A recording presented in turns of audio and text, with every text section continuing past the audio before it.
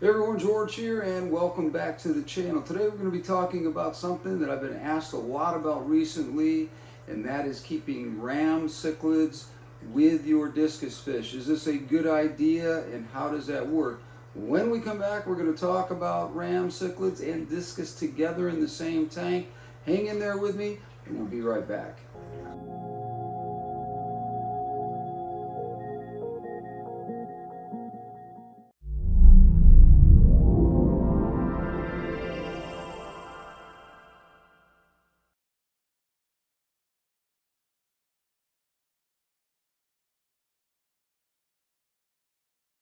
Aquatic Concept sponsors Project Piaba.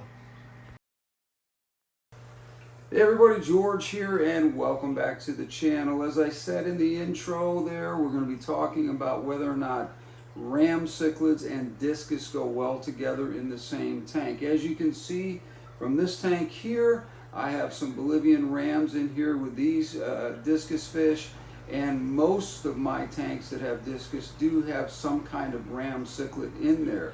Now there are some things that I would say about this that you have to be careful about, and that is that sometimes you can have issues with territory with very young discus fish and more mature ram cichlids, and this can be a little bit of a problem. Before we go any further though, please hit that like, subscribe, comment, and share real quickly.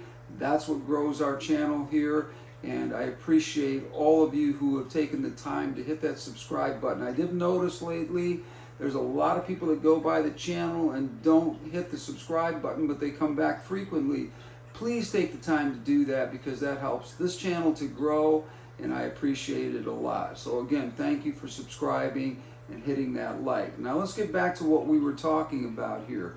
Why do ram cichlids and discus seem to work together? Number one, they're from the same part of the world, and it would not be uncommon for you to find these kinds of fish together. Apistogrammas, ram cichlids, all of these fish are found in similar waters in the Rio Negro, the Amazon, lots of different tributaries and basins in that part of the world contain discus and ram cichlids together. So it would not be unusual to see that. But the thing that you got to be careful about is, as I said at the beginning here, not putting too mature of a ram cichlid in with very young discus fish, because you can see some problems with fin nipping. You can see a little bit of territorial disputes going on here and there, and so you do have to be careful a little bit about it. The second thing that we don't think about and often can happen with ram cichlids is they can overeat, and that creates a problem with bloat. I've seen this several times. It's happened to me in the past, and fortunately I've been able to get the rams the help they need with some Epsom salts and stuff like that to get them back on track. But you've got to be extremely careful not to overfeed your ram cichlids while you're feeding your discus fish. Make sure that you're giving small portions to both of them if you're going to keep them in the same tank. And if you have aggressive discus eaters in the first place, that's not going to be a huge issue. But you do have to be careful, especially with German blues. I don't know why, but for some reason German blues can be extremely aggressive eaters, and this can be a problem with creating a bloat issue with them and the discus together. So the question that I would have for you is whether or not you are keeping ram cichlids that are golden rams, blue electric rams, the German blues. There's even the black Germans out there these days that are on the market. They're a little bit harder to find, but they are available, a little bit more expensive as well.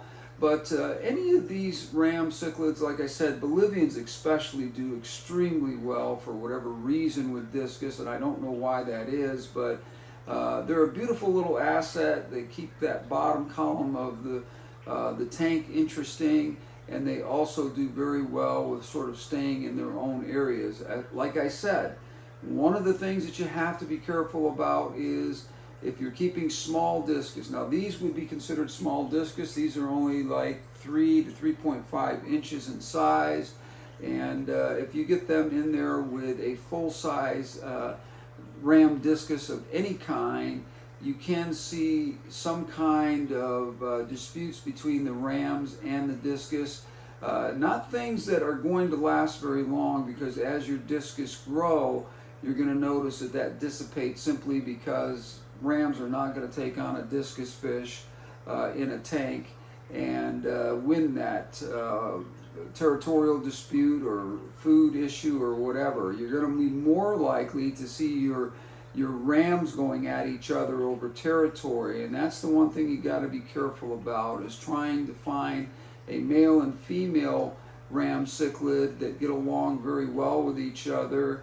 And or if you do have a big enough tank, you're going to also be able to be successful at this, because there's plenty of room for both of the ram cichlids to have their own territories and so forth. And I've even watched some of my community tanks with rams in there that you'll see these guys come into each other's territory, run each other off without any real serious disputes whatsoever. But again, you can do this, but you got to be somewhat thoughtful about how you set it up. Another good thing would be to have a well-planted tank, and a tank that has a lot of hiding spots. That way things, line of sight and all of that, can be very natural for the rams to be able to hold their own in areas that discus won't go after them, and the rams won't go after, like I said, immature discus fish. So I hope that that answers your question. Now, something else I wanted to talk to you about as far as rams go is be careful when you are getting ram cichlids that you are not getting fish that have been overbred. Now, something that I've seen out there lately as far as rams go is that you'll notice that their forehead is just misshapen. It doesn't look quite right. I don't know how to describe it exactly, but be careful to look for that. If you're buying ram cichlids, look at that forehead area. If it looks a little deformed to you, stay away from that particular fish. I think that that is a good indicator that there's a lot of overbreeding that's going on there, or interbreeding, I should say, that's going on there. And it is not probably going to be the best choice for your tank. Try to find ram cichlids from a supplier that has a good reputation of not doing a lot of interbreeding and has been doing breeding for a long period of time and bringing new DNA and new blood into that tank and into the breeding program that they have. So that is one of the things, again, that I would look very closely at whenever you're introducing ram cichlids, whether it be cichlid tank only, ram cichlids only, or if you're adding them in with discus like I talked about at the beginning of the video here. But to answer that question, yes, discus fish and ram cichlids go absolutely perfectly well together, with the exception of the possibility, like I said, of overfeeding the ram cichlids and getting them into a situation where there is a bloat problem. And I don't know why, but I have seen this. I've seen it with the electric blues a little bit as well, Acara electric blues. I've seen a little bit of bloat problems with those, but I know that my experience, the Bolivian rams are the best selection for discus. The German blues are just fine, like I said, but be careful on the feeding part of it. Golden rams, same thing, be careful with the feeding, but they do just fine as well.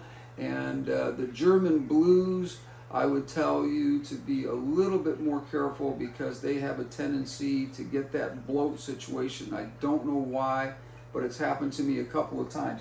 As I said, I've been very successful at treating that, but again, just be careful that you don't get yourself into a situation where you're creating that environment for them to get way too much food all at once, especially in a tank that's very aggressive. I've noticed that if the tank has a lot of discus in there and they're young discus and they're competing for food with the rams, the rams are going to be scrapping up that food as fast as they can, and this is what causes the problems with bloat.